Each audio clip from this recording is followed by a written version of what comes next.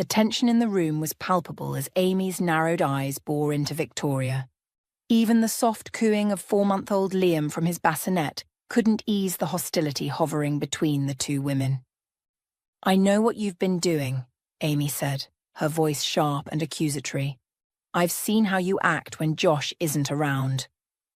Victoria clutched the kitchen counter, willing herself to remain calm. "Amy, I don't know what you're talking about. Don't play innocent with me." Amy stepped closer, her perfume too strong and floral, making Victoria's nose itch.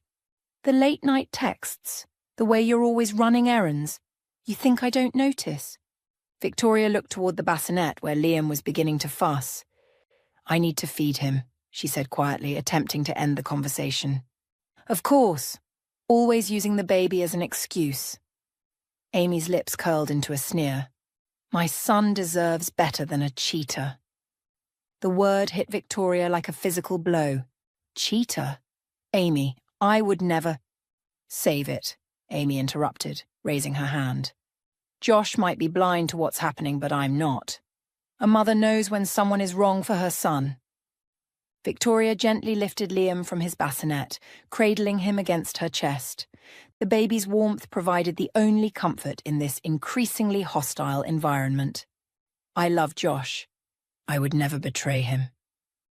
"We'll see about that," Amy said, turning on her heel and marching toward the guest room where she'd been staying for the past week, a week that had felt like an eternity to Victoria. After feeding and settling Liam, Victoria sat in the nursery rocking chair, her mind racing. Amy had never approved of her relationship with Josh, always finding subtle ways to undermine Victoria's confidence. But this accusation was different. It was direct, malicious, and completely unfounded. The front door opened and closed, followed by the familiar sound of Josh's keys landing in the ceramic bowl on the entryway table. "I'm home," he called out, his voice bringing both relief and anxiety to Victoria. When Josh entered the nursery, his face softened at the sight of his wife and son. He knelt beside the rocking chair and stroked Liam's cheek with his finger. "How are my two favourite people?" he asked, leaning in to kiss Victoria's forehead. Victoria forced a smile. "We're fine. Your mom and I had another discussion." Josh's expression darkened. "What happened now?" Victoria hesitated, not wanting to create more conflict, but knowing she needed to address Amy's accusation before it festered. "She thinks I'm cheating on you, Josh." "What?" Josh stood upright, running a hand through his dark hair. "That's ridiculous." "It is ridiculous," Victoria agreed, relief washing over her. "But she's convinced. She's said she's noticed things. Texts, errands. She's twisting normal things into something they're not." Josh paced the small nursery. "Mum's always been overprotective, but this is going too far. I'll talk to her." "Please don't make it worse," Victoria pleaded. "I respect, but I don't understand why she hates me so much." "She doesn't hate you," Josh said automatically, though his tone lacked conviction. "She's just old-fashioned, and she hasn't adjusted to not being the only woman in my life anymore." Victoria nodded, knowing there was more to Amy's animosity than Josh was willing to acknowledge. She gently transferred the now sleeping Liam to his crib and took Josh's hand. "I love you," she whispered. "Only you. Always you." Josh squeezed her hand. "I know, and I'll make sure Mom knows it too." Days passed, and the tension in the house grew. Amy continued her campaign of subtle accusations and disapproving glances. Victoria tried to keep her distance, focusing on Liam and her relationship with Josh, but the atmosphere was suffocating. One evening, while Victoria was bathing Liam, raised voices from the living room caught her attention.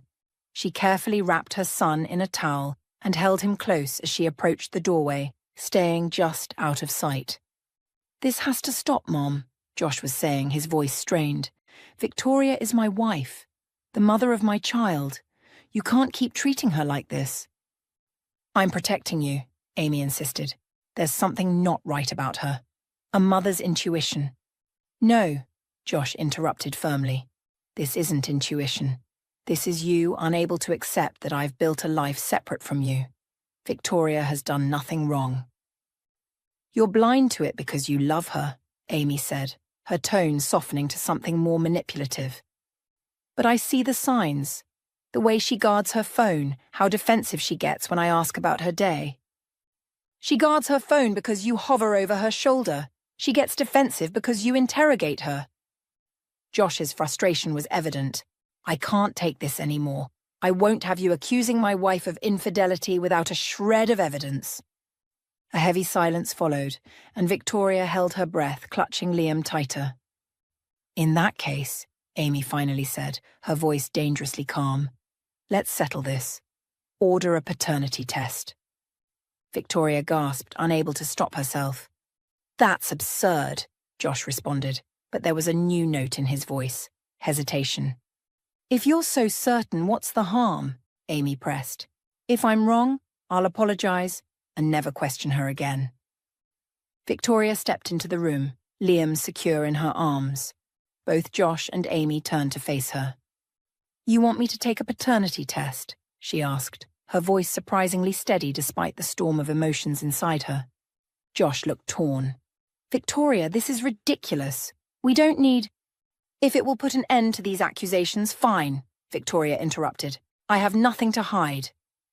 Amy's triumphant smile made Victoria's stomach churn. Good, Amy said. Then it's settled. Over the next few days, the paternity test became the unspoken center around which the household revolved. Josh grew increasingly distant, the seed of doubt planted by his mother beginning to take root, despite his initial defense of Victoria. The sample collection was clinical and impersonal. A cheek swab for Josh, a separate one for Liam. Victoria watched the process, confident that the results would vindicate her and finally silence Amy's accusations. The wait for results was excruciating. Victoria caught Josh studying Liam's features more intently than before, as if searching for himself in his son's face. Amy's smug demeanor only added to Victoria's growing anxiety. When the envelope finally arrived, they gathered in the living room. Victoria sat with Liam on her lap, Josh beside her on the couch, while Amy perched on an armchair, watching with hawkish intensity.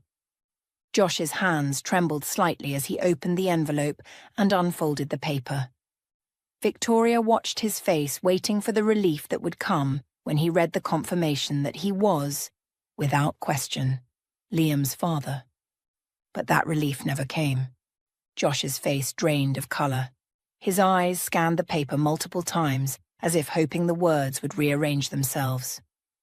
What does it say? Amy demanded, leaning forward. Josh looked up, his eyes meeting Victoria's. The pain and betrayal in them made her heart stop. 0% probability, he said, his voice hollow. Liam is not my biological son. The world seemed to tilt on its axis. Victoria reached for the paper with her free hand, reading the results herself. The clinical language swam before her eyes, but the conclusion was unmistakable. According to this test, Josh was not Liam's father. No, Victoria whispered. This is wrong. There's been a mistake. I told you, Amy said, her voice thick with vindication. I knew she was lying to you, Josh. I knew it all along. I never lied, Victoria protested, clutching Liam closer as he began to sense her distress. Josh, you have to believe me. This test is wrong. Josh stood up, the paper crumpling in his fist. Who is he? He asked quietly, his voice barely audible. What? Victoria looked up at him, confused by the question. Who is Liam's father? Josh clarified, his voice gaining an edge. You are, Victoria insisted, tears beginning to stream down her face. Josh, this is a mistake. We need to do another test. Please. A retest, Amy scoffed. So you can find a way to results? Number, the truth is right there in black and white. You betrayed my son. Josh remained silent, his face a mask of pain. He turned away from Victoria and walked to the window, staring out at nothing.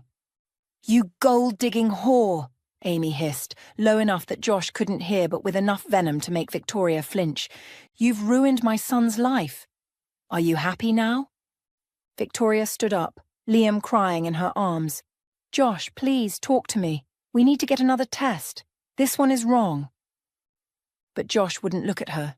His shoulders were rigid, his breathing controlled, the way it always was when he was trying not to break down. "I think you should leave," he said finally, still facing the window. "Josh, no," Victoria pleaded. "Listen to me. I never—" "Leave!" Josh shouted, turning to face her, his eyes red-rimmed and wild. "I can't even look at you right now. I need time." Amy stared, a predatory gleam in her eyes. "You heard him. Pack your things and get out. Now." The silence in the house was deafening after Amy's triumphant declaration. Victoria sat frozen on the couch, clutching Liam as the weight of the false results pressed down on her like a physical force. Josh stood by the window, his back rigid, while Amy watched the scene unfold with barely concealed satisfaction. "Josh," Victoria said quietly, her voice breaking the terrible silence, "please look at me." He didn't turn around. "This test is wrong," she continued, desperation creeping into her voice. "I don't know how, but it's wrong. I have never been with anyone else. Never." Amy scoffed from her chair. "Still lying, even with the proof right there." "I'm not lying." Victoria stood up, careful not to jostle Liam. "Josh, you know me. You know I would never do this to you. To us." Finally, Josh turned around, and the look in his eyes made Victoria's heart stop. It wasn't just pain or betrayal, it was disgust. "Do I know you?" he asked, his voice cold. "Because the woman I thought I married wouldn't have done this. The woman I thought I married wouldn't be standing here making excuses instead of telling me the truth." "I am telling you the truth." Victoria's voice rose, causing Liam to stir in her arms. "That test is wrong, and somehow your mother—" "Don't!" Josh cut her off sharply. "Don't you dare bring my mother into this." Victoria looked at Amy, who was watching the exchange with calculating eyes. Something about Amy's expression, too satisfied, too prepared, made Victoria's suspicions crystallize. "She's been trying to get rid of me since the day we got married," Victoria said, her voice gaining strength. "She's never liked me, never accepted me. What if she somehow—" "What are you suggesting?" Josh's voice was dangerously quiet. Victoria took a shaky breath, knowing she was about to cross a line but unable to stop herself. What if she tampered with the test somehow? What if she paid someone or switched samples or— "Enough!" Josh exploded, his face flushing red with rage. "Are you seriously accusing my mother of sabotaging a paternity test? Are you that desperate to cover up your cheating that you'd make up wild conspiracy theories?" "Josh, please." "My mother has been nothing but supportive of this family. She moved in to help us with the baby. She's been taking care of you while I work 60-hour weeks, and this is how you repay her? By trying to frame her for your own betrayal?" Amy stood up, placing a protective hand on Josh's arm. "It's all right, son. I've heard worse from her." "No, it's not all right." Josh shook off his mother's hand, his fury now fully directed at Victoria. "You cheated on me. You got pregnant with another man's child and let me believe it was mine for 5 months. And now you're trying to destroy my relationship with my mother to save yourself." "I didn't cheat," Victoria screamed, tears streaming down her face. "I would never— I love you." "Love?" Josh laughed bitterly. "You call this love? Lying to me about the paternity of the child I thought was mine? Making me fall in love with a baby that isn't even mine?" Victoria felt as if he'd slapped her. "Liam is yours. He has to be. There was never anyone else." "The test says otherwise." "The test is— You are." Josh's voice dropped to a whisper that was somehow more devastating than his shouting. "God, Victoria, I defended you to everyone. When my mother said she had doubts, I told her she was wrong. When my friends made jokes about how quickly you got pregnant after we got married, I shut them down. I believed in you completely." Victoria saw something flicker in Amy's eyes, a momentary look of guilt that confirmed her suspicions. But before she could point it out, Josh continued. "You know what the worst part is? It's not even the cheating. It's that you're standing here lying to my face even now. Even with the proof right there in black and white, you can't just admit what you did. You'd rather tear apart my family, accuse my mother of crimes, destroy everything, rather than just tell the truth." "I am telling the truth," Victoria whispered, but the fight was leaving her voice. Josh shook his head, looking at her with something that might have been pity. "You might regret this someday," Victoria said desperately, making one last attempt. "When you realize I was telling the truth all along, you might—" "Regret?" Josh cut her off, his expression hardening again. "The only thing I regret is not seeing who you really are sooner. You know what? I'm actually grateful this happened now, before I wasted any more of my life on someone who could look me in the eye and lie so convincingly." The words hit Victoria like physical blows, but Josh wasn't finished. "I keep thinking about all those nights when you'd comfort me about my insecurities. Tell me how much you loved me, how lucky you felt to be my wife. Were you thinking about him then? Were you laughing at me inside while you pretended to care? Josh, stop! Were you planning this all along?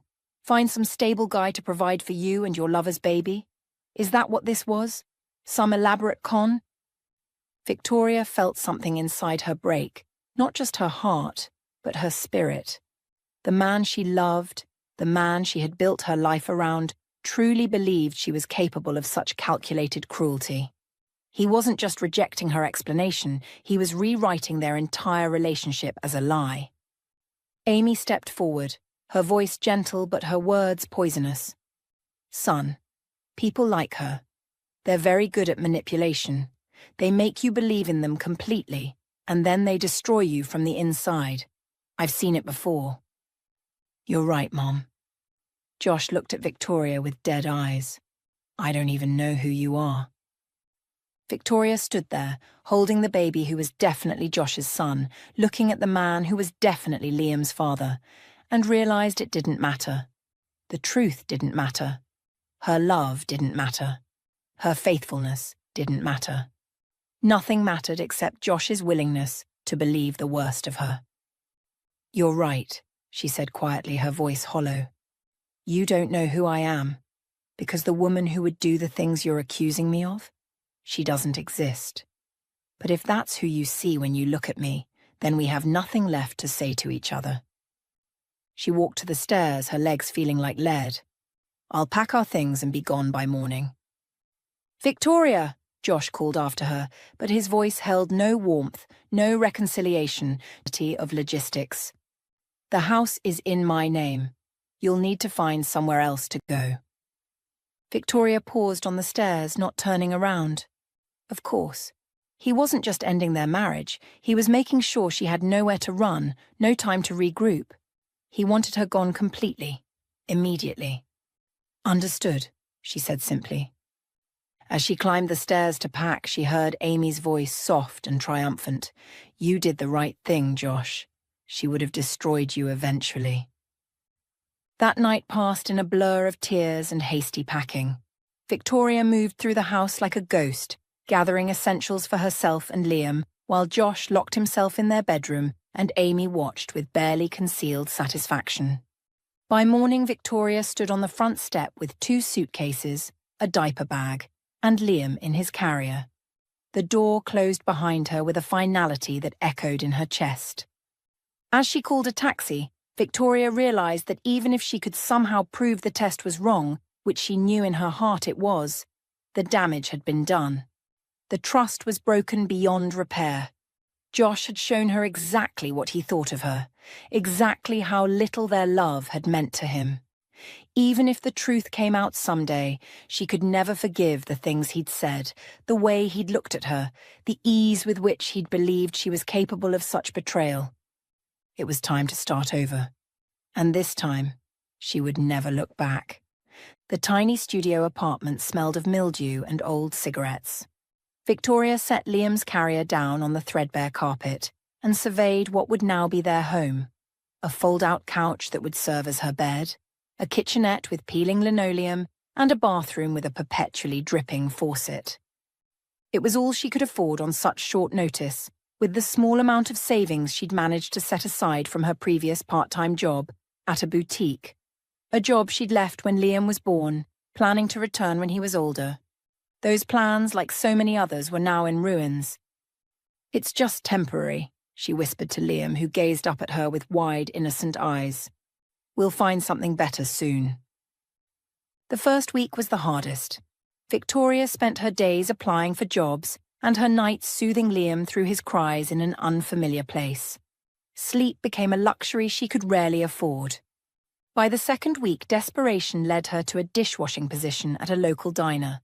The pay was minimal, but the manager allowed her to bring Liam and keep him in a makeshift playpen in the back room as long as he wasn't disruptive.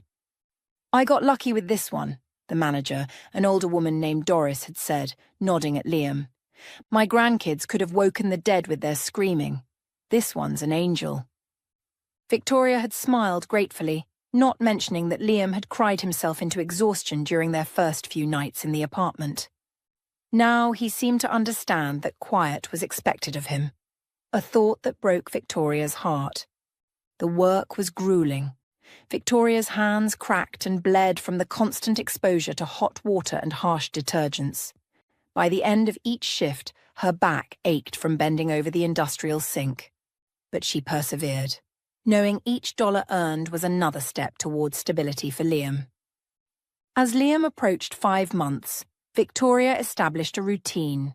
She'd wake before dawn, feed and change him, pack a day's worth of supplies, and walk the 20 minutes to the diner to save on bus fare.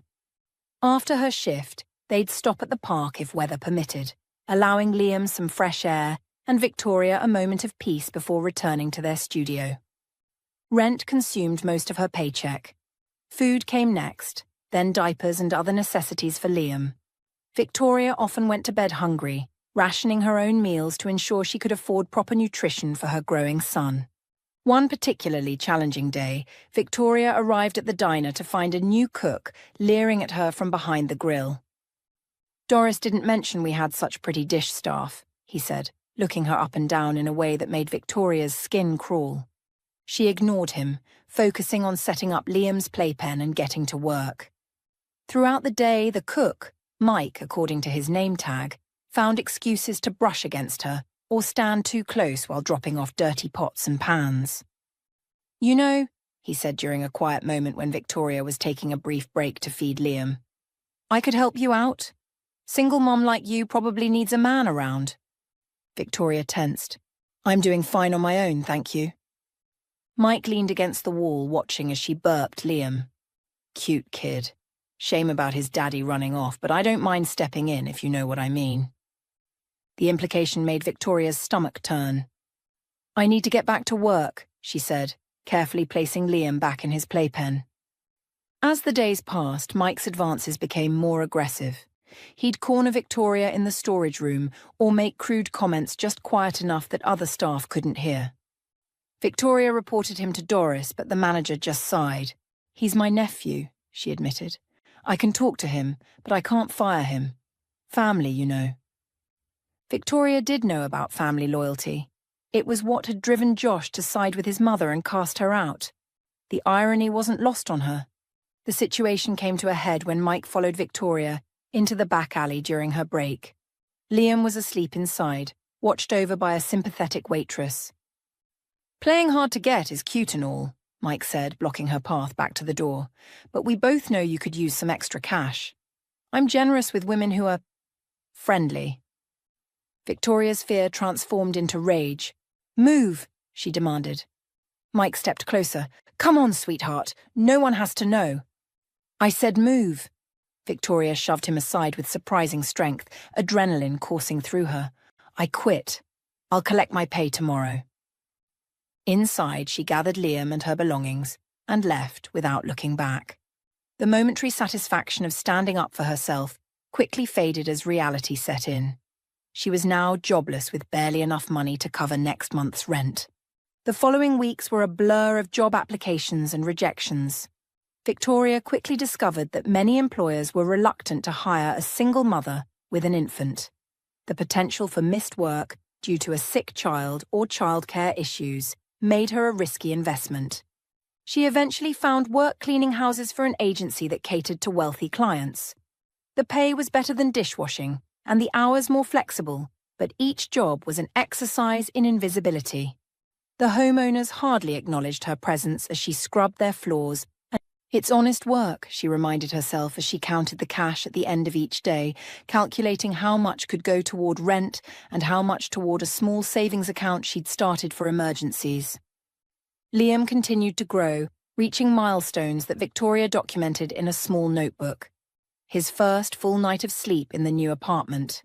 The first time he rolled over. Each achievement was bittersweet. Moments Josh should have witnessed, but never would. Victoria tried not to think about her former life, but in quiet moments the questions haunted her. How could the paternity test have been wrong? She knew with absolute certainty that she had never been with anyone else during her relationship with Josh. There had to have been a mistake. A mix-up at the lab, perhaps. But without money for lawyers or another test, what could she do? Instead, she focused on survival. Each day was a battle, but she fought it willingly for Liam's sake. He was her world now, her reason for pushing through exhaustion and despair. As winter approached, bringing with it higher heating costs and the need for warmer clothes, Victoria found herself counting pennies at the supermarket checkout. She had carefully calculated that she could afford the bare essentials with $15 left over. Money that would need to last until her next cleaning job in 3 days. It was there, watching the cashier scan her meager purchases, that Victoria's life took another unexpected turn. "What a beautiful baby," a voice beside Victoria said, drawing her attention away from the cashier. Victoria turned to see a woman about her age smiling at Liam, who was dozing in his stroller. The woman had an effortless elegance about her. Designer clothes worn casually, hair styled in a way that suggested a recent salon visit, and a genuine warmth in her eyes that made Victoria smile back despite her exhaustion. "Thank you," Victoria replied, glancing fondly at her sleeping son. "This is Liam." "He's absolutely precious," the woman said. "I'm Mia, by the way." "Victoria." Their conversation was interrupted by the cashier announcing Victoria's total. As she paid and collected her bags, Victoria noticed Mia beginning to unload her own items: organic produce, imported cheeses, and a bottle of wine that cost more than Victoria's entire grocery budget. Victoria was about to wheel Liam toward the exit when she heard Mia's voice again, this time tinged with embarrassment. "I'm so sorry," Mia was saying to the cashier, "but I seem to be $12 short. I must have miscalculated." The cashier looked impatient, and the line behind Mia was growing. Victoria hesitated, her hand instinctively moving to her wallet, where her precious $15 resided. "Excuse me," Victoria said, stepping back to the counter. "I could help you out." Mia turned, relief washing over her face. "Would you? I promise I'll pay you back if we ever run into each other again. How much do you have?" Victoria opened her wallet, revealing the 3 $5 bills. "I have 15. You said you needed 12. "That would be perfect," Mia said, her smile genuine. Victoria handed over the money, ignoring the voice in her head reminding her that $3 wouldn't buy much if Liam needed anything before her next paycheck. "Thank you so much," Mia said, paying the cashier and gathering her bags. "You're a lifesaver." Victoria smiled back, trying to hide her anxiety. "No problem. Glad I could help." After paying for her own groceries, Victoria hurriedly pushed Liam's stroller out into the parking lot, scanning for Mia. She spotted her loading bags into the trunk of a sleek black car that looked expensive even to Victoria's untrained eye. "Mia!" Victoria called out, quickening her pace. "Excuse me." Mia looked up, smiling as Victoria approached. "Victoria! Thank you again for your help in there." Victoria attempted casual conversation, commenting on the weather and asking if Mia shopped at this supermarket often. As they chatted, she tried to find a natural way to bring up the money. Not the full $15, but at least the 3 extra that Mia hadn't needed. Finally, when there was a pause in the conversation, Victoria took a deep breath. "I just remembered. You only needed $12, but I gave you 15. "Oh!" Mia's eyes widened with genuine remorse. "I'm so silly. Here, let me give you the change right away. She dug into her purse and handed Victoria $3. I can't believe I didn't think of that. Thank you for reminding me. Victoria pocketed the money with a sigh of relief. No problem at all. Do you live nearby? Mia asked. I could give you a ride if you'd like. It's the least I can do after you helped me out. Victoria hesitated, assessing the woman before her. Something about Mia's open expression and kind eyes made Victoria trust her, despite her usual caution around strangers. That would be great, actually. I'm about 20 minutes on foot from here. They loaded Victoria's groceries and collapsed Liam's stroller, carefully securing it in Mia's trunk alongside her shopping bags. Liam remained asleep as Victoria buckled him into the back seat, using Mia's surprisingly new-looking car seat. Do you have children? Victoria asked, noticing the car seat. No, Mia replied as she started the engine. It's my niece's. She visits occasionally. As they drove, Mia asked questions about Liam, his age, his likes and dislikes. Victoria answered cautiously, still protective of her privacy. You know, Mia said suddenly, turning onto a quiet residential street, I have a confession to make. Victoria tensed, her body immediately alert to potential danger. I didn't actually need that $12 back at the store, Mia continued, keeping her eyes on the road. I wanted to talk to someone. It's been a while, you know. Victoria stared at her, confused. You pretended to be short on cash just to talk to me. Mia shrugged, looking slightly embarrassed. It sounds ridiculous when you say it like that. But yes, essentially. People tend to change when they find out I'm, well, financially comfortable. I saw you with Liam and you seemed kind. I just wanted a normal interaction. Financially comfortable? Victoria repeated, taking in the designer watch on Mia's wrist and the luxury car they were sitting in. You mean you're rich? Mia laughed, the sound unexpectedly genuine. Yes, if we're being direct. And look at you, holding up quite well with this revelation. Most people either start asking for things or treating me differently. I can't stand people like that, Victoria said, thinking of Amy's accusations of gold digging.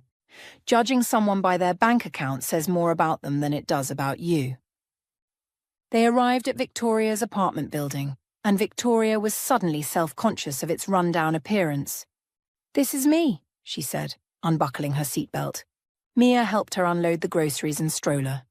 As they said their goodbyes, Mia pressed something into Victoria's hand, a $100 bill. What's this for? Victoria asked, startled. Returning the favor, Mia said simply. Consider it interest on your loan. Victoria started to protest, but Mia raised a hand to stop her. Please, I can see you're going through a tough time. I'm not asking questions or making assumptions. Just let someone help you for once. Victoria hesitated, then nodded. I wouldn't accept this if things weren't difficult right now, but thank you. I'll pay you back someday. Mia smiled warmly.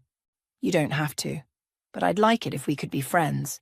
No strings attached, no charity, just friendship. Victoria found herself returning the smile. I'd like that too. They exchanged phone numbers, and Mia drove away with a wave. Victoria stood watching until the car disappeared around a corner, the $100 bill clutched in her hand, a small fortune that would ease her burden for the coming week. That night, after putting Liam to bed, Victoria sat on her fold-out couch and turned her phone over in her hands. Something about her encounter with Mia felt like a turning point, though she couldn't articulate why. On impulse, she sent a text. Thank you again for your kindness today. Liam and I appreciate it more than you know. Mia's response came almost immediately. The pleasure was all mine. Coffee sometime this week? Victoria smiled as she typed her reply. I'd love that. Over the following months, the unlikely friendship between Victoria and Mia blossomed. They met for coffee when Victoria's cleaning schedule allowed, texted regularly, and occasionally went for walks with Liam in tow. True to her word, Mia never treated Victoria like a charity case. She listened without judgment when Victoria vented about difficult clients or the challenges of raising Liam alone. She shared stories from her own life, the isolation that came with wealth, her strained relationship with her status-obsessed mother, her passion for photography that her family dismissed as a hobby. When Victoria mentioned her struggle to find steady cleaning work, Mia casually introduced her to several wealthy acquaintances who were looking for reliable housekeepers.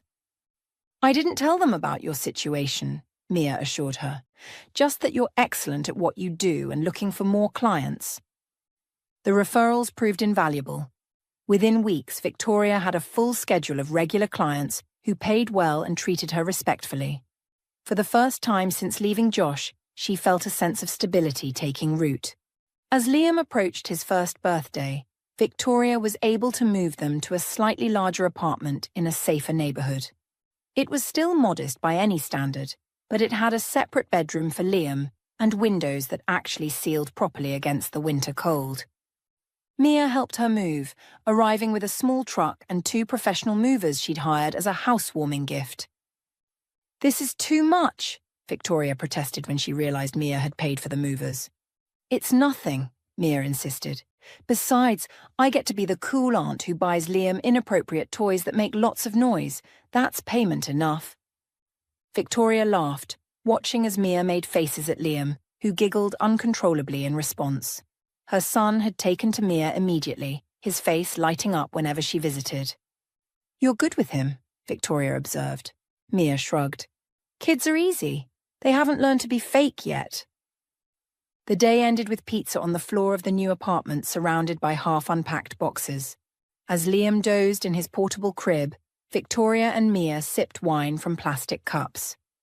"To new beginnings," Mia toasted, raising her cup. "And unexpected friendships," Victoria added, feeling a contentment she hadn't experienced in a long time. As the months turned into years, Victoria's life settled into a rhythm. Her cleaning business expanded through word of mouth, allowing her to be more selective with clients and set her own hours.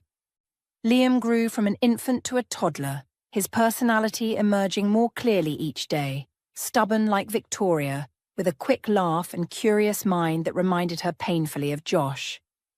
Mia remained a constant presence, her friendship a lifeline Victoria hadn't known she needed. They celebrated birthdays and holidays together, creating new traditions when old ones carried too many painful memories. Through it all, Victoria avoided discussing her past. Mia knew she had been married, that Liam's father was no longer in the picture, but Victoria kept the details vague, unwilling to reopen old wounds. Until one evening, shortly after Liam's 5th birthday, when the questions could no longer be avoided. "Mommy, why don't I have a daddy like Tyler and Emma?" Liam asked, his small face serious as Victoria tucked him into bed. The question, though expected eventually, still caught Victoria off guard. She sat on the edge of his bed, smoothing his dark hair, so like Josh's, away from his forehead. "Well, sweetheart, families can look different. Some kids have a mommy and daddy, some have 2 mommies or 2 daddies, and some, like you, have just a mommy who loves them very, very much." Liam considered this, his brow furrowed. "But where is my daddy? Did he die?" Victoria swallowed hard. "No, honey, he didn't die. He lives far away." "Doesn't he want to see me?" Liam's voice was small, vulnerable in a way that broke Victoria's heart. "It's complicated, Liam. When you're older, I'll explain everything. But never, ever think it's because of you. You are perfect and wonderful, and any daddy would be lucky to have you." Liam seemed satisfied with this answer for the moment, allowing Victoria to kiss him goodnight and turn out his light. But she knew the questions would only become more frequent and more specific as he grew. The following weekend, Mia came over for their usual Saturday movie night. While Liam was absorbed in a cartoon, Mia noticed Victoria's distracted demeanor. "What's on your mind?" she asked quietly, passing Victoria a mug of tea. Victoria sighed. "Liam asked about his father this week. He wanted to know why he doesn't have a daddy like the other kids at school." Mia nodded thoughtfully. "That's a tough one. What did you tell him?" "A simplified version of the truth, that his father lives far away and it's complicated." "Is it?" Mia asked, her directness one of the qualities Victoria had come to appreciate most about her. Complicated, I mean. You've never really told me what happened with Liam's father. I promised myself I wouldn't pry, but... Victoria glanced at Liam, ensuring he was still engrossed in his show before turning back to Mia. It is complicated. And painful. But you're right. I should tell you. You've been such a good friend to us, and I've kept this part of myself closed off. As Liam's cartoon played in the background, Victoria finally shared her story. Her marriage to Josh, Amy's hostility and accusations, the paternity test that inexplicably showed Josh was not Liam's father, and the devastating aftermath. When she finished, Mia was quiet for a long moment, processing what she'd heard. "Let me make sure I understand," she said finally. "You never cheated on Josh." "Never," Victoria confirmed. "And you believe Josh is Liam's biological father?" "I know he is. There was never anyone else." Mia frowned, clearly puzzled. "So the paternity test was wrong, and you didn't fight it? You didn't demand another test?" Victoria shrugged helplessly. By the time the results came back, things were already so tense. Amy had poisoned Josh against me, and he was ready to believe the worst. Even if a second test proved I was right, the trust was gone. And living with Amy's constant suspicion and hatred, I couldn't do it anymore. Maybe that makes me a coward, but at the time, leaving seemed like the only option. Mia sat back, a curious expression crossing her face. "Victoria," she said slowly, "do you realize what this means? If the paternity test was wrong, if there was a mix-up or error at the lab, that's a serious legal issue." Victoria shook her head. "What does it matter now?" "It's been years. Josh has moved on, I assume. We've built a life without him." "It matters because you were wronged," Mia insisted, a sudden intensity in her voice. "A lab's negligence destroyed your marriage and forced you into poverty as a single mother. There are laws against that sort of thing." Victoria had never considered the situation from a legal perspective. She'd been too focused on survival, on rebuilding, on giving Liam the best life she could under the circumstances. "What are you suggesting?" she asked cautiously. Mia's eyes gleamed with a determination Victoria recognized from their years of friendship. It was the look Mia got when she was about to take on a challenge. "I'm suggesting we hit the jackpot," Mia said, a slow smile spreading across her face. "I have connections, resources. We could build a case against the lab, sue them for damages." Victoria's first instinct was to refuse. The thought of revisiting that painful chapter of her life, of potentially having to face Josh and Amy again, made her stomach churn. But then she looked at Liam, happily watching his cartoon, oblivious to the adult conversation. Her son deserved more than she could give him on a housekeeper's salary. He deserved college funds and opportunities and security, all the things Victoria had been fighting to provide in whatever small measure she could. "I don't know, Mia," she said hesitantly. "Even if we could prove the test was wrong, the legal fees alone would be—" "Let me worry about that," Mia interrupted. "I know excellent lawyers who would take this case on contingency. They only get paid if you win. And with the right evidence, Victoria, you could win big." The idea began to take root, tentative but growing stronger as Mia outlined a plan. They would need to establish that Victoria had never been unfaithful, that the timeline made it impossible for anyone but Josh to be Liam's father. They would need a new paternity test, which meant potentially contacting Josh, a thought that filled Victoria with dread. "One step at a time," Mia advised, seeing Victoria's hesitation. "Let's start with a consultation. No commitment, just exploring options." Victoria agreed, though uncertainty still gnawed at her. That night, after Mia had gone home and Liam was asleep, Victoria sat at her small kitchen table with a cup of tea, turning the possibilities over in her mind. Could she really pursue this? Did she have the strength to reopen old wounds? And what about Liam? How would this affect him? Morning brought clarity. Victoria texted Mia, "Let's do it." For Liam. The law office of Braden, Michaels and Associates occupied the 15th floor of a gleaming downtown high-rise, a world away from Victoria's modest apartment. As the elevator ascended, Victoria clutched Mia's hand, grateful for her friend's presence. "Remember," Mia whispered, "Eleanor Braden is the best medical malpractice attorney in the state. If anyone can help us, it's her." Victoria nodded, smoothing her slacks, purchased specially for this meeting, and checking that Liam's shirt was still tucked in. At almost 6 years old, he was old enough to understand they were doing something important, though the details remained vague to him. Eleanor Braden was not what Victoria had expected. Rather than the stern, intimidating figure she'd imagined, the attorney was a warm, grandmotherly woman with shrewd eyes that missed nothing. "Mrs. Hamilton," she greeted Victoria, using her married name, a detail that made Victoria flinch slightly. "And this must be Liam. It's lovely to meet you both." After settling Liam with a colouring book in a corner of the office, the adults got down to business.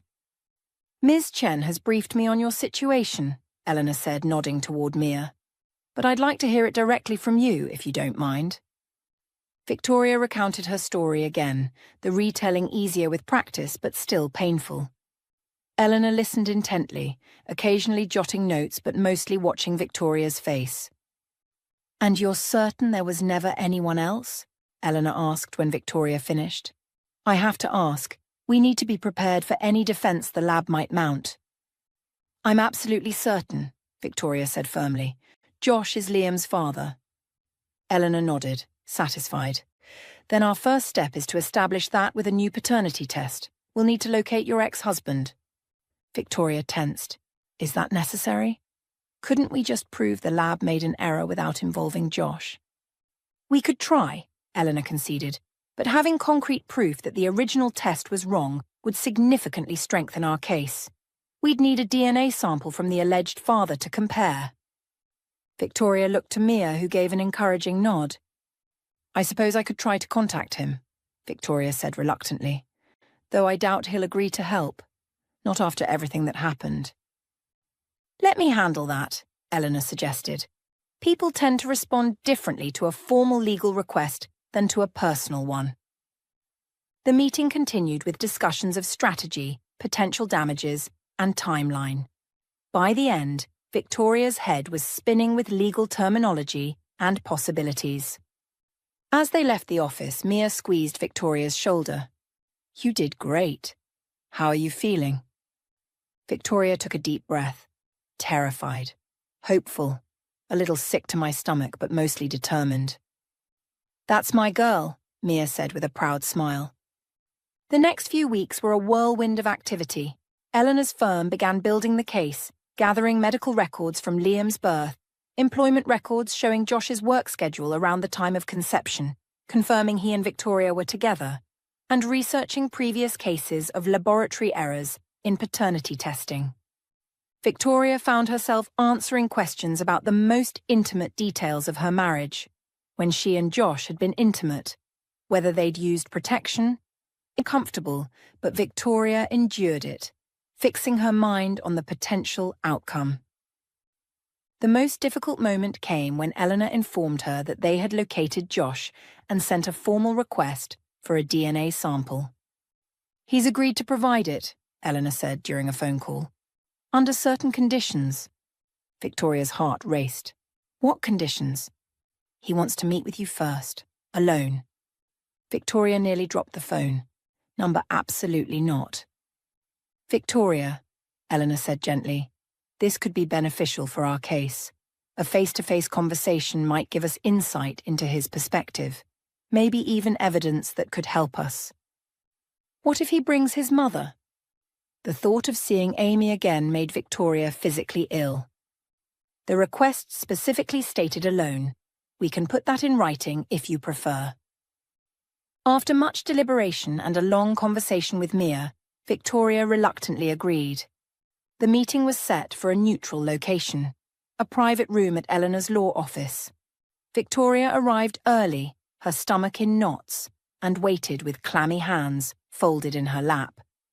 When Josh walked in, it felt like all the air left the room. 5 years had changed him. There were streaks of grey at his temples, new lines around his eyes, but his presence still affected her in ways she hadn't anticipated. "Victoria," he said, his voice exactly as she remembered. "Josh." She gestured to the chair across from her. "Thank you for coming." An awkward silence settled between them as Josh took his seat. "You look well," he offered finally. Victoria nodded, not trusting herself to speak yet. "I was surprised to hear from your lawyer," Josh continued. "After all this time. Why now, Victoria?" The question held no accusation, only genuine curiosity. It gave Victoria the courage to meet his eyes. "Because I never lied to you, Josh. I never cheated. Liam is your son, and that test was wrong." Josh's expression remained neutral. "That's a serious allegation." "It's the truth. I'm prepared to prove it with a new test." "And if the new test shows the same result?" Victoria's conviction never wavered. "It won't." Josh studied her for a long moment. "My mother said, you might try something like this someday. She said, you'd never accept the truth." Anger flared in Victoria's chest. "Your mother hated me from the day we met. She poisoned you against me every chance she got. And when that test came back, she got exactly what she wanted. You threw me out without even considering that there might have been a mistake." "What was I supposed to think? The evidence?" "The evidence was wrong," Victoria interjected, years of hurt spilling out. "You chose to believe a piece of paper over the woman who loved you, who was building a family with you. Do you know what these years have been like for me? For Liam? Do you even care?" Josh had the decency to look ashamed. "I do care. That's why I agreed to meet you. That's why I'll do the test." Victoria hadn't expected him to acquiesce so easily. "You will?" "Yes. Not because I believe you, but because—" He hesitated. "Because I need to know for sure." "Thank you," Victoria said quietly. As Josh stood to leave, he paused. "How is he?" "Liam." The question caught Victoria off guard. "He's wonderful, smart, kind, stubborn.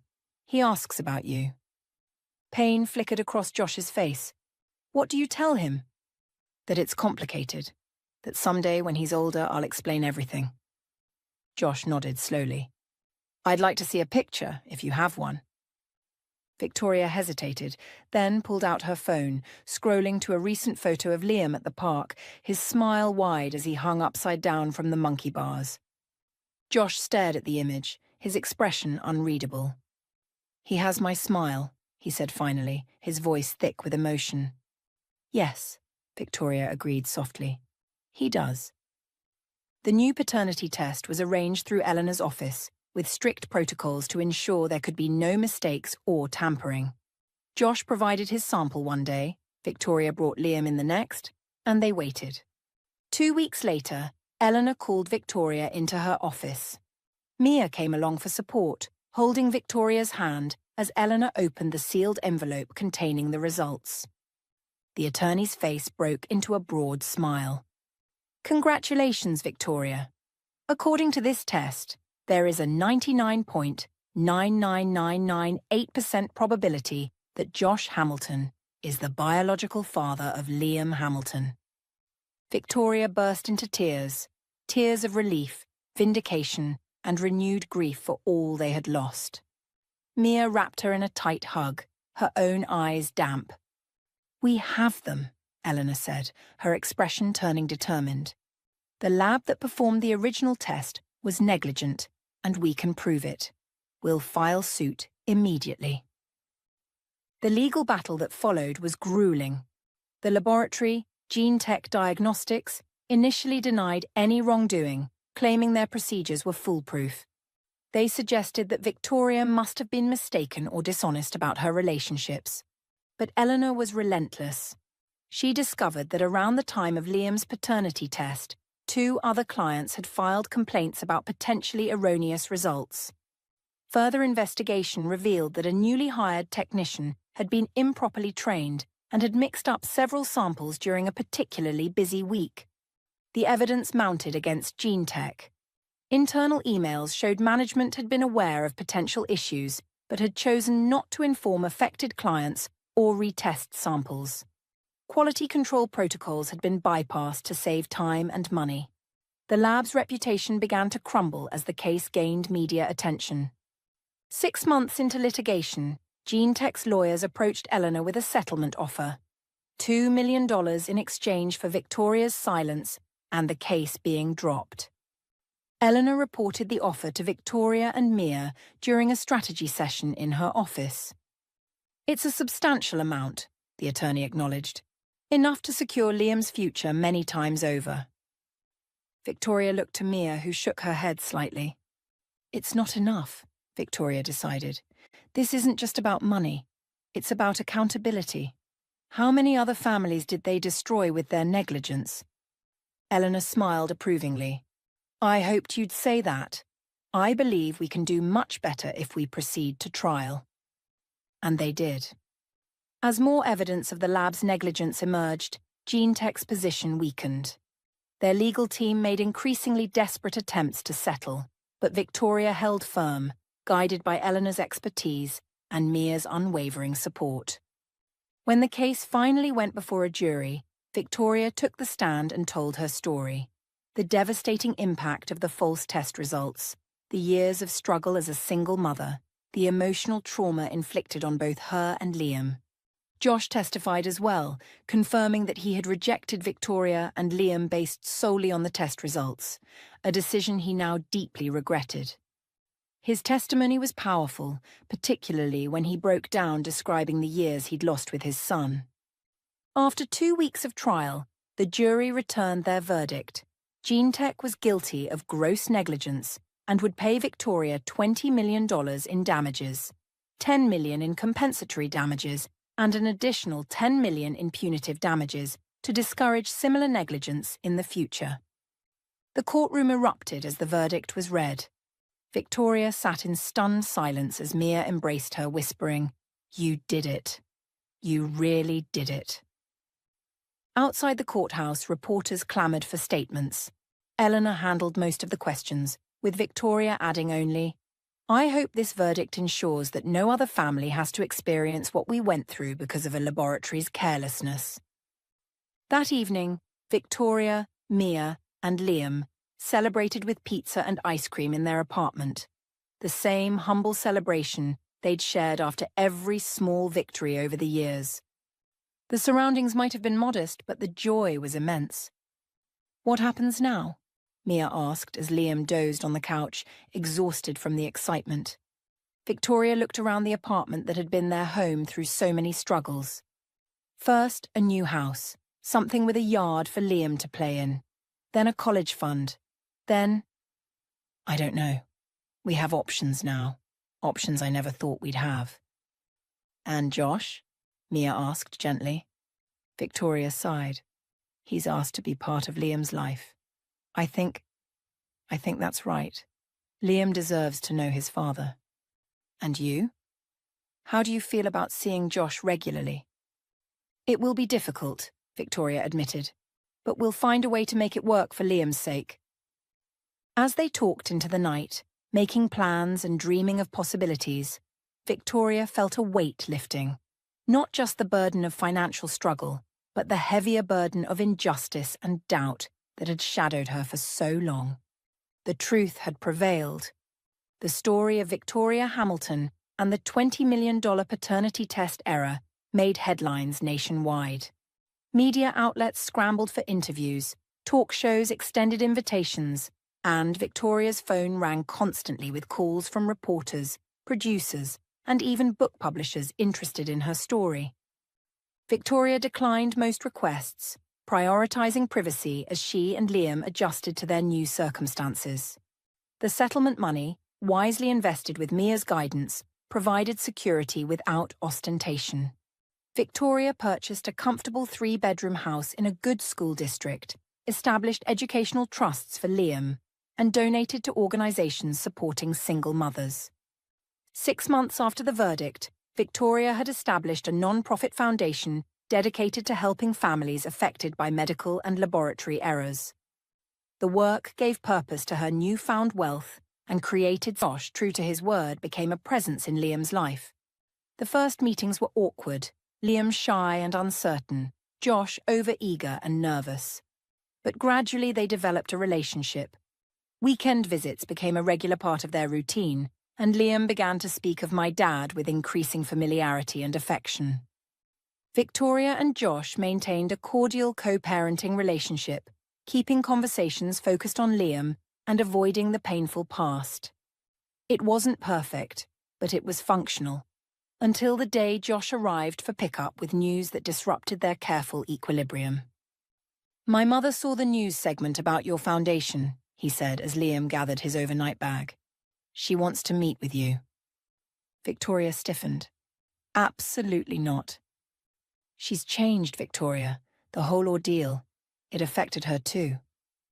Victoria gave him a skeptical look. "The last time I saw your mother, she was calling me names and demanding you throw me out. Forgive me if I'm not eager for a reunion." Josh sighed. "I understand, but she's still Liam's grandmother. Don't you think he deserves to know her too?" It was a low blow, using Liam as leverage, and they both knew it. "I'll think about it," Victoria said finally, unwilling to argue in front of Liam. "That's all I can promise." After they left, Victoria called Mia, who arrived within the hour, wine bottle in hand. "He wants Amy back in our lives," Victoria explained, pouring them each a glass. Mia grimaced. "The witch who started this whole nightmare? Why would you even consider it?"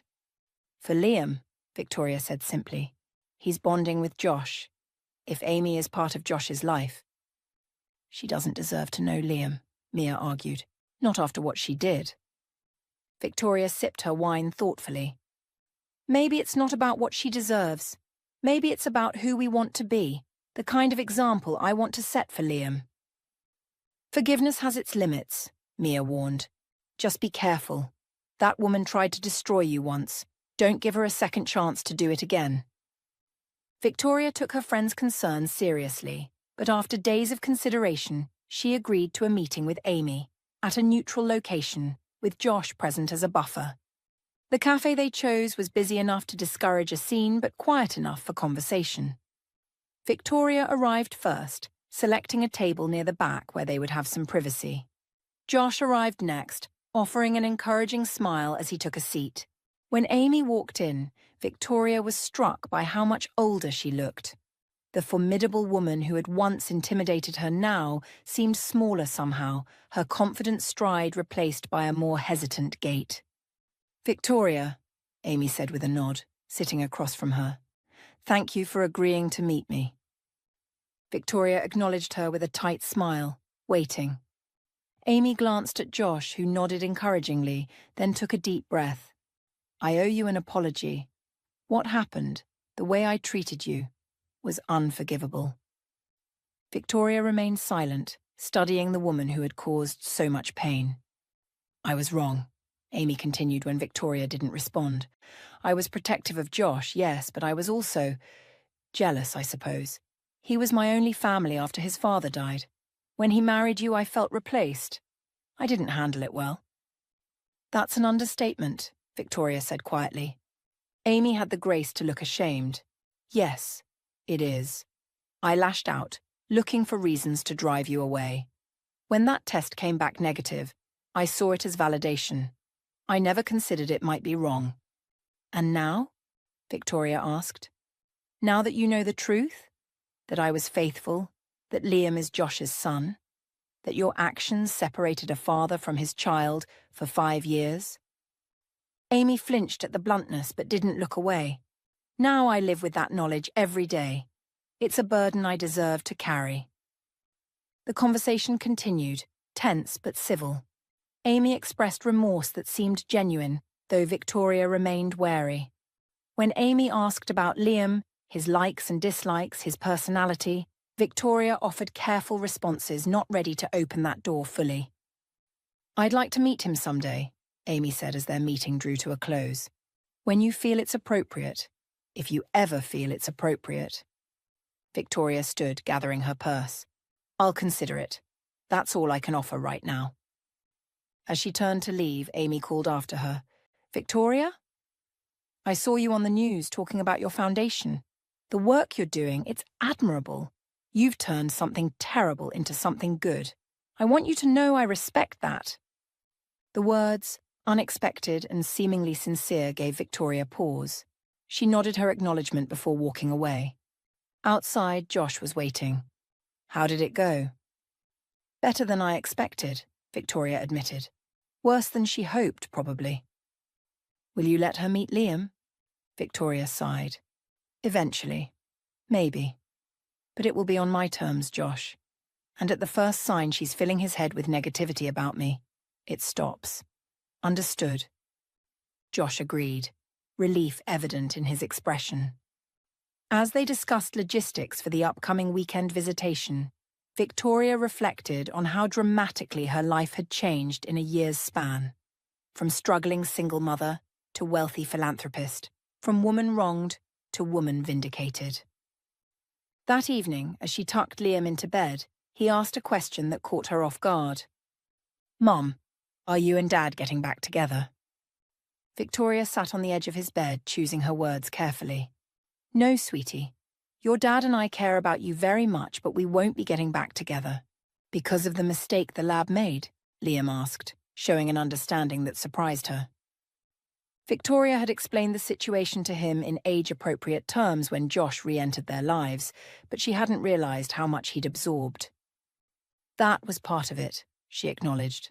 "But sometimes, even when a mistake gets fixed, the trust that's broken is hard to repair. Your dad and I are better as friends now. We both love you. And that won't ever change." Liam nodded, seemingly satisfied with this explanation. "And Grandma Amy? Will I meet her soon?" "Would you like to?" Victoria asked, curious about his perspective. Liam shrugged. "Dad talks about her sometimes. He says she makes really good cookies." Victoria smiled despite herself. "We'll see. Get some sleep now, okay?" 1 week later, as Victoria was preparing dinner, her phone rang with a number she didn't recognize. Assuming it was related to her foundation, she answered professionally. "Victoria Hamilton speaking." "Ms. Hamilton, this is Thomas Reed from Channel 8 News. I'm calling about a segment we're running tomorrow night featuring Amy Hamilton." Victoria's hand tightened on the phone. "What about her?" "She gave an interview discussing the paternity test case.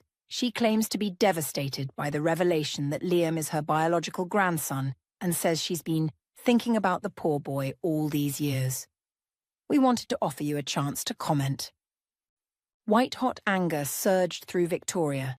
Amy was using the media to manipulate the narrative, positioning herself as a victim rather than an instigator. "No comment," Victoria said firmly before hanging up. She immediately called Josh, who answered on the second ring. "Did you know about this?" Victoria demanded without preamble. "Your mother's interview about being devastated over Liam?" There was a pause. "She mentioned she'd been contacted by a reporter. I had no idea she was actually going through with it." "This is exactly what I was afraid of," Victoria said, pacing her kitchen. "She's not sorry, Josh. She's just changing tactics." "I'll talk to her," Josh promised. This isn't right. But the damage was done. The next evening, Amy's tearful interview aired, portraying her as a grandmother cruelly separated from her grandson through a tragic mistake, conveniently omitting her role in the family's breakdown. Victoria received a call from Mia minutes after the segment ended. "I just saw it," Mia said, outrage evident in her voice.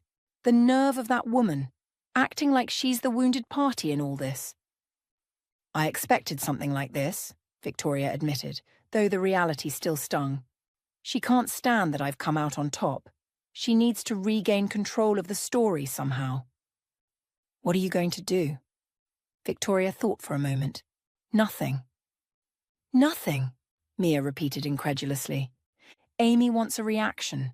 She wants to drag me into a public battle she thinks she can win. I won't give her the satisfaction." Instead, Victoria redoubled her focus on her foundation work. When reporters called seeking comment on Amy's interview, she politely declined. When invitations came for counter-interviews, She refused those too. Her restraint paid off. Without Victoria's engagement, the story quickly lost momentum. Amy's attempt to rewrite history faded from public interest, while Victoria's foundation continued to gain respect and support. A week after the interview aired, Josh called to say he'd confronted his mother about her actions and had decided to limit his own contact with her until she demonstrated genuine remorse. "You were right," he told Victoria. "She hasn't changed. I'm sorry I didn't see it sooner." "Don't be too hard on yourself," Victoria said, surprising herself with the genuine compassion she felt. "She's your mother. We want to believe the best about the people we love." As the months passed, Victoria's life settled into a new normal. Her foundation flourished, helping dozens of families navigate medical mistakes and their aftermath. Liam thrived in school, developing close bonds with both his parents despite their separate households. Mia remained Victoria's constant friend and confidant, a steady presence in good times and challenging ones. Josh eventually met someone new, a kindergarten teacher named Sarah, who, by all accounts, was warm and genuine. Victoria felt no jealousy when Liam spoke of Sarah with affection. Instead, she felt grateful that her son had another loving adult in his life. Amy made periodic attempts to reinsert herself into their family dynamic, but without Josh's support, these efforts gradually subsided. Victoria kept the door open for a potential relationship between Liam and his grandmother someday, but only when Amy demonstrated real change. 1 year to the day after the court verdict, Victoria received an unexpected phone call from Josh. "I found something I thought you should have," he said. "It's at my place. Could you stop by when you drop off Liam this weekend?" Curious, Victoria agreed. When she arrived at Josh's apartment that Saturday, Liam raced inside to show Sarah a new toy, leaving Victoria and Josh alone in the entryway. "What did you want to show me?" Victoria asked.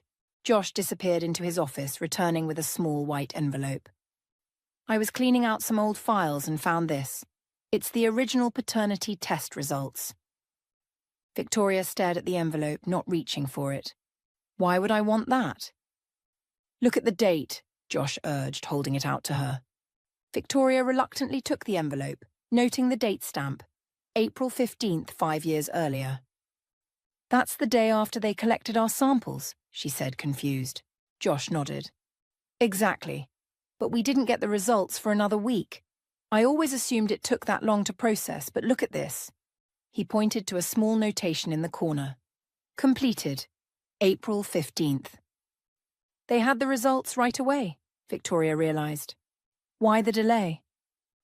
"I called the lab's former office manager. She was a witness in the trial, remember? She said their protocol was to have all negative paternity results reviewed before release. But the reviewing technician was on vacation that week, and rather than delay our results, the director signed off without a second verification." Victoria felt a chill. A simple review might have caught the error. Exactly. All this pain, all these years, because someone took a shortcut. Josh's expression was grim. "I thought you should know. For the foundation's work." Victoria nodded, tucking the envelope into her purse. "Thank you for this. It might help other families." As she turned to leave, Josh stopped her with a gentle hand on her arm. "Victoria? I know I've said it before, but I'm sorry for not trusting you, for not fighting harder for the truth." Victoria looked at him, this man she had once loved, the father of her child, both familiar and a stranger now. "We've both made peace with our choices, Josh. What matters is that we're doing right by Liam now." On the drive home, Victoria reflected on the journey that had brought her to this point. The false test that had shattered her life had also, in a strange way, given her strength she never knew she possessed. It had shown her what she was capable of enduring and overcoming. It had brought Mia into her life, a friendship that had sustained her through her darkest days. Most importantly, it had taught her to trust herself, even when the evidence and the world seemed stacked against her. That evening, as Victoria and Liam shared dinner with Mia, A tradition that had continued despite their changed circumstances, Victoria raised her glass in a toast. To truth, she said simply, and to the journey it takes us on, even when the path is difficult. Mia smiled, clinking her glass against Victoria's. To truth, she echoed, and to the strongest woman I know. Liam, not to be left out, raised his juice glass with childish enthusiasm. To cookies for dessert, he declared, making both women laugh. As Victoria looked at her small but perfect family, not the one she had once imagined, but one built with love, resilience, and truth,